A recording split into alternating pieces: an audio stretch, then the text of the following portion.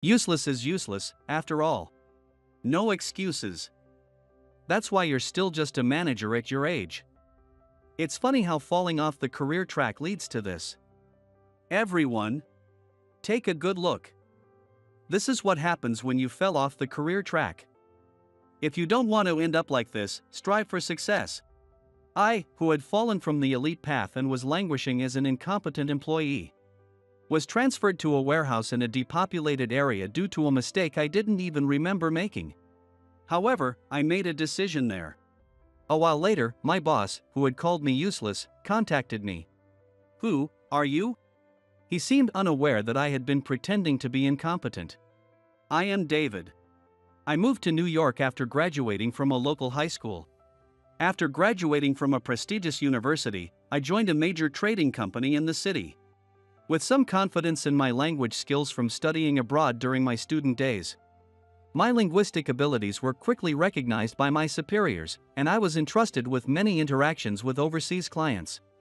Thankfully, my performance improved, and I was promoted to manager faster than any of my peers. With my alma mater being something to be proud of, people often said I was on the elite track. But, of course, not everyone was happy with my picture-perfect life. In a culture where cooperation was rare and competition for performance and promotion was fierce, anyone who excelled was a target. Many employees had quit because of this environment, and I too became a target. The main instigators were a few colleagues from my department, including Tom, who was in the same cohort as me. They were unhappy that I was the only one who had been promoted. They conspired to sabotage me, subjecting me to daily harassment. I was excluded from important updates, and the company car I had reserved was taken without permission. Each act was minor, and Tom and others skillfully made excuses to avoid blame. Initially, I was confident and off to a smooth start as a manager, but the constant petty harassment gradually wore me down. One day, my calls from clients were not transferred to me, and my work was stolen. That might have been the final clincher. Was it my fault? What did I do to them? I wanted to prove them wrong with my hard work. But when I saw Tom succeeding with work that should have been mine and looking down on me, my spirit quietly broke. To advance beyond manager, passing an internal exam was a mandatory requirement. "David, you could easily get promoted. Just take the exam," urged my manager, Mark, and my director, Robert. I initially prepared for it, but as I became more mentally exhausted, I lost all motivation. In fact, the thought of passing the exam and facing even worse harassment terrified me. What if it escalated beyond stolen work to something irreparable? Fear paralyzed me, and I couldn't prepare for the exam. I wasn't even willing to take the exam. "David, what's wrong? I thought you'd pass this exam easily." "Sorry. It seems I'm not ready yet." "David, is something wrong? If you have concerns, talk to me." "No, I'm fine. It was just a lack of ability on my part.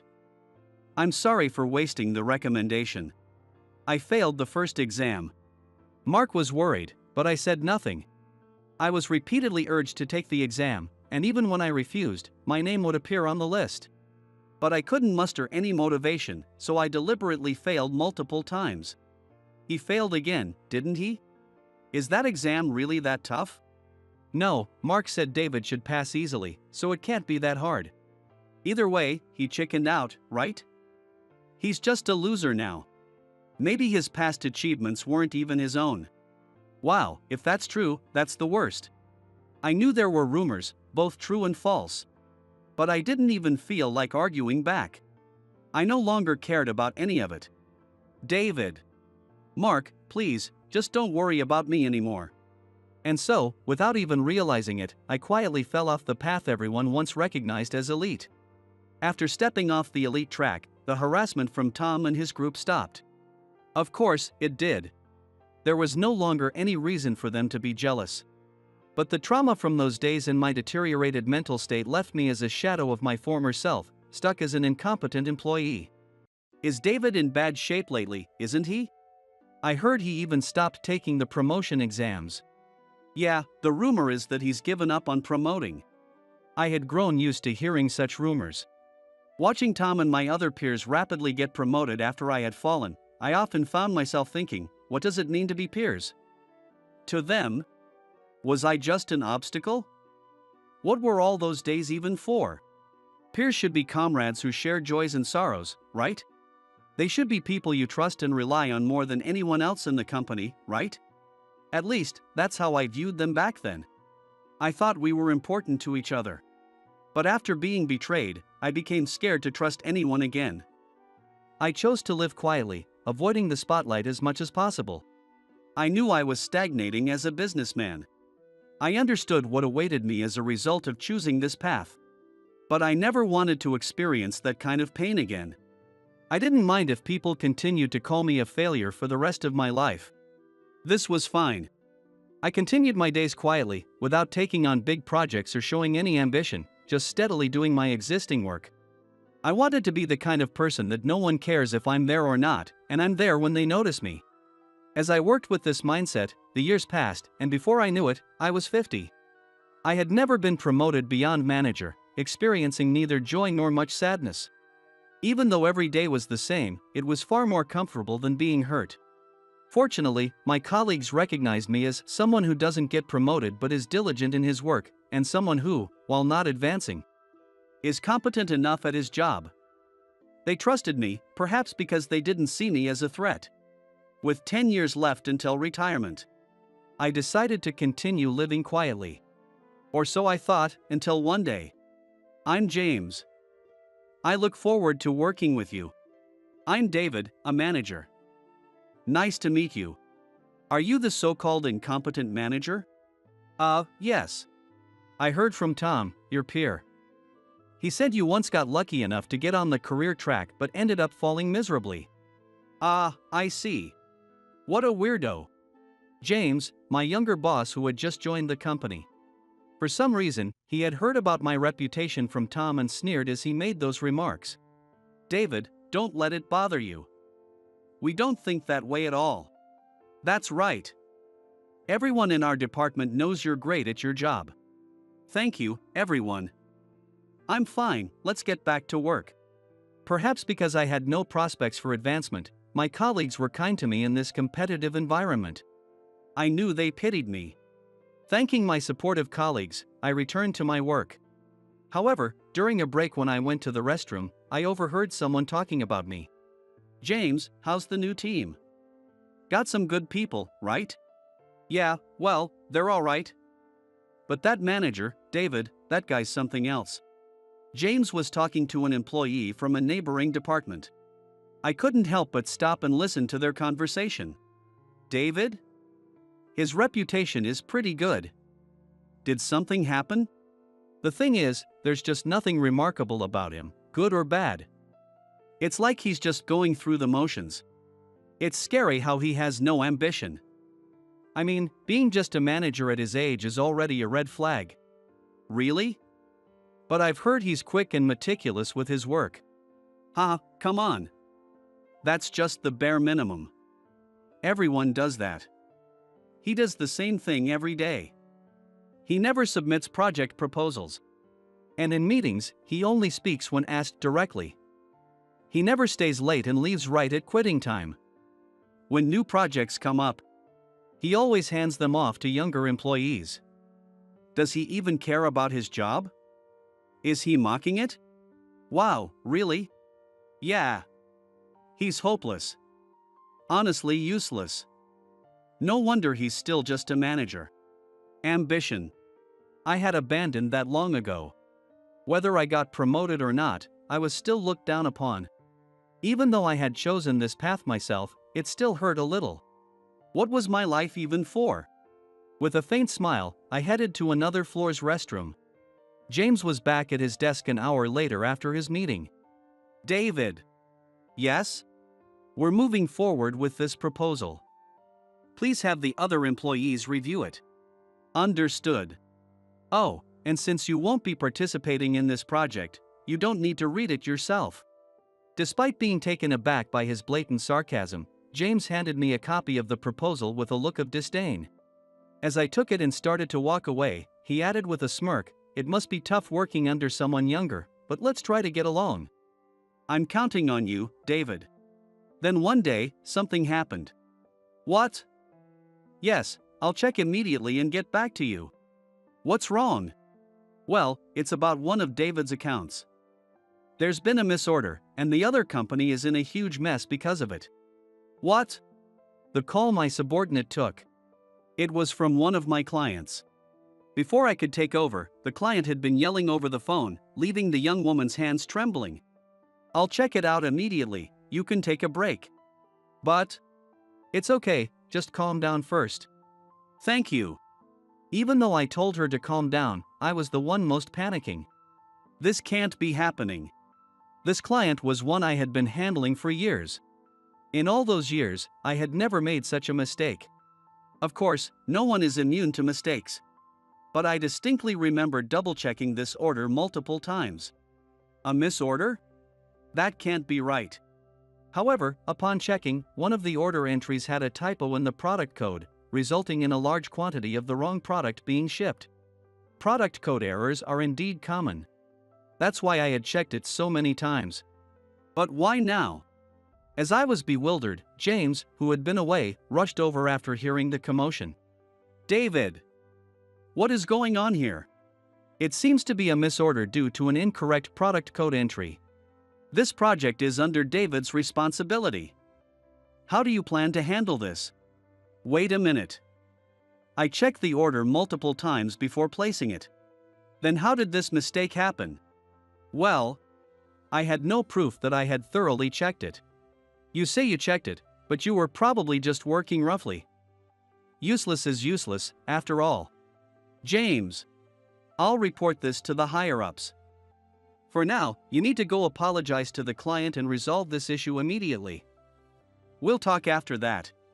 James shouted and then stormed out of the department. David, what's going to happen now? I couldn't even respond to my subordinates. I went to the client to apologize, and fortunately, due to our long-standing relationship, they agreed to let it slide this time. However, future transactions would now favor them. I couldn't understand how this had happened. But James didn't bother to investigate and placed all the blame on me. Clearly, this is David's mistake. But no excuses. That's why you're still just a manager at your age. It's funny how falling off the career track leads to this. Everyone, take a good look. This is what happens when you fell off the career track. If you don't want to end up like this, strive for success. James publicly humiliated me in front of everyone, making me a laughingstock. He was the only one laughing. All my subordinates turned their eyes away. I didn't feel anger or sadness anymore. I just felt empty. The transfer order came 3 days later. David is going to be transferred. Transfer? That sounds nice, but it's really a demotion, right? I've never heard of the place he's being sent to. Me neither. It's a rural area. I've heard it's where they send people who've caused problems. Wow, that's bad. I better be careful. Shh, keep it down. He might hear you. Oops. I bowed my head to my gossiping subordinates. I'm sorry for the trouble. Thank you for everything. David, please do your best out there. Thank you. Even though saying this might make you all laugh at me, I'm rooting for you. I hope you all do well. With that farewell, I left the department. My new assignment was at a warehouse in a rural area in another state. As my subordinates had said, it was essentially a demotion. I had only heard rumors about the warehouse. But at over 50 years old, I had no other choice but to go there. The warehouse was in poor condition and it was old. The location was remote, requiring a car for commuting. Although there was a bus stop, it was desolate and only had 2 buses a day. Since I didn't own a car, I was provided a company car for commuting. Good morning. I'll be working here from today. My name is David. On my first day, I nervously opened the door to the office next to the warehouse, where about 15 employees were present. The atmosphere was gloomy, and everyone looked dispirited. Oh, you must be David. Welcome to this dump. You must have gone through a lot, said a weary-looking man, apparently the manager here, John. Despite his title, it seemed he had also been demoted here after losing his drive in the competitive environment at the main office. It seemed that the other employees were similar, having little confidence and having struggled at the main office. The work itself was easier. Previously, my work had been primarily desk work, but here I started by learning the names of the warehouse machines with guidance. Eventually, I would also inspect machines and manufacture parts. After working for a while, I realized that the warehouse staff, despite their lack of confidence, were not the type to drag each other down or harass one another. Of course, they were all people who had been on the receiving end of such treatment. They understood each other's feelings, showing empathy and cooperation, which felt refreshing. In this environment, my mental state began to stabilize. I had completely lost my motivation, but I wanted to help the employees here who had accepted me. That's how I began to feel. I used to pretend to be incompetent to avoid the elite path. But here, I thought I might actually be able to do my best. While the human relationships seemed problem-free, the warehouse division had a lot of issues. Listing them out filled my notes, but the biggest issue was the lack of an inventory management process. I decided to start by boosting the staff's confidence. For the first time in a while, I felt motivated. I approached John and declared, "I want to solve the problems in this warehouse and raise the employees' motivation." John, who was indifferent, told me to do as I pleased, so I gratefully began to act. How could I help everyone regain their confidence? I realized that praising them might be essential. These people had been ridiculed and looked down upon at the main office. No matter how old you are, everyone appreciates being praised. I revamped the inventory management process and distributed the tasks to the employees. It's not too difficult, so please give it a try. Yes, understood. Although they seemed hesitant, the employees were diligent and followed instructions. I praised them generously, perhaps excessively, each time. I showed them the work, let them try it, and then praised them. By repeating this process, I aimed to brighten their spirits. As a result, the employees began to take the initiative in learning new tasks, increasing efficiency and motivation, and gaining confidence. Before long, not only did we streamline the processes, but the employees also developed software to make management easier and more accurate, continuously improving it for everyone's use. Simultaneously, the sudden rise in the warehouse division's operational level, previously ridiculed by the main office, caused quite a stir. The warehouse division, where I was now, was tacitly known as a place where demoted employees were sent. It was supposed to be a dumping ground for those who couldn't quit, just doing the bare minimum. Suddenly, it began operating at a remarkably high level. Naturally, everyone was surprised. President Smith, curious about the dramatic improvement, instructed Vice President Stephen, saying, "Go and find out why the operational level has increased so much. We can't have any data falsification, so check thoroughly." Stephen arrived early in the morning to check things out. Stephen had visited the warehouse a few times before, ostensibly for inspections but mainly to ensure no one was slacking off. Previously, he would see the demoralized faces of the employees, sigh, and leave quickly. This time was different. "Hi, Stephen. Thank you for coming all this way. Please take a look at our new software if you have time." The bright voices were totally different from the previously gloomy atmosphere. Even the warehouse, which had seemed dark and stagnant, appeared rejuvenated. "Oh, you there. May I have a word?" "Yes?" "Recently, the performance of this warehouse division has been exceptionally good. Smith is curious if there's a reason behind it. Can you tell me what has changed?" The employee who was stopped smiled at Stephen. "Well, it's because we have Dave with us." "What?" Not understanding what they meant, Stephen stopped several other employees to ask the same question. Each time, they responded with, "It's because of Dave." This puzzled Stephen even more.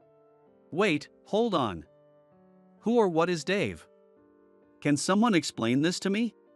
Several employees exchanged glances and laughed. "They're talking about David. Ever since he came here, everyone has been working happily as if they've been reborn." "David, the one recently transferred from the main office?" "Yes. David helped us regain our confidence and motivated us. Until now, we were only reprimanded and never praised. We were just doing what we were told. But David thanked and praised us for even the basic things, which made us happy. He reminded us of the joy of being appreciated and the fun of work. After hearing the details, Stephen asked, "Could I speak with David for a bit?" and called for me. "Stephen, long time no see." "Indeed. How have you been?" "Quite well, actually. I feel like I can work more enjoyably and authentically here than I did at the main office. It seems this place suits me better." "I see. I've heard you've been motivating the other employees."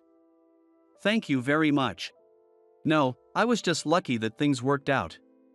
Also, it was frustrating to hear this place being called a dumping ground." "I understand. I'll apologize to everyone." "Thank you." "No, you don't need to apologize." Stephen had been struggling with how to boost the motivation of this department. He apologized to everyone and returned to the main office. A few days later, Stephen called James from the main office. It seemed he was questioning the reason for my demotion. Stephen began to question the discrepancy between the order mistake he had heard about from James and what he observed from me and the employees' feedback. He decided to reinvestigate to determine if the order mistake was truly my fault. What he discovered was completely unexpected. He instructed the IT department to check the operation logs on my PC and found that after I had correctly entered the data, James had logged in with his account and altered it to incorrect information. When this was revealed, James literally collapsed in front of everyone. According to what Stephen told me later, James admitted that managing an older subordinate like me was troublesome. He resented my prestigious university background and wanted to undermine me, thinking that my lack of project proposals indicated I wasn't as capable as my education suggested. He confessed all this while looking pale and defeated. "I see. I should have investigated properly back then. I know it's too late now, but I'm truly sorry." "No, it's not your fault. Don't apologize. Besides, I'm glad I ended up here. This place helped me regain confidence in myself and realize that I can still contribute to the company." "Thank you. You are an invaluable asset to this company. It's a shame you're not back at the main office." "That's too kind of you. I mean it sincerely." "Thank you." Feeling deeply grateful for Stephen's kind words, I ended the call. I was ready to continue working steadily from here. Just as I had that thought. What, a transfer to the main office? I received a transfer order.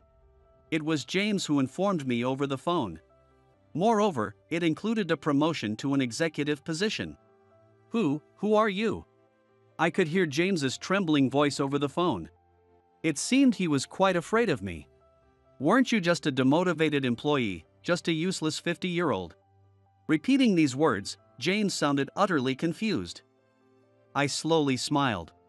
"It's not wrong. I am just a 50-year-old man." Having been mentally exhausted from being sabotaged by my peers and colleagues, I had been doing mundane work for a long time. However, the work here had been enjoyable for the first time in a while. I felt like my efforts were being recognized, and that made me happy.